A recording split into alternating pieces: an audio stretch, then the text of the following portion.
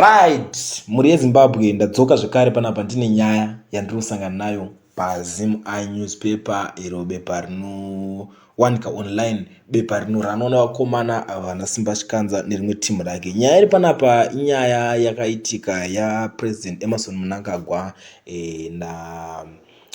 Vladimir Putin vachidiscussa nyaya dzema-allegations aya aitaurwa ekunzi USA iri kushanda neZambia, saka vari vachinosponsor Zambia kuti ava veZimbabwe vafile lonely cause nyaya yakaitika ndeyekuti USA yakasvipana neZimbabwe patone nguva kubva mumazuva ana RG Mugabe aya. So panapa nyaya iri kubuda yakadai so paZim iNewspaper iri kunzi Hichilema confronts Mnangagwa over selling out allegations. Ndo mabudire ari kuita nyaya. So panapa pandasangana nepiece yacho pari kunzi Zambian Information and Media Minister Cornelius Mutetwa is quoted by a private daily newspaper Sunday saying the country's foreign affairs minister was engaging authorities in Harare. Zambia and Zimbabwe enjoy cordial relations.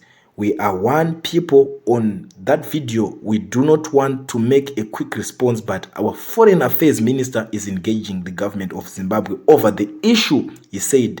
I also want to highlight that these matters are not for media consumption. That is my comment at the moment.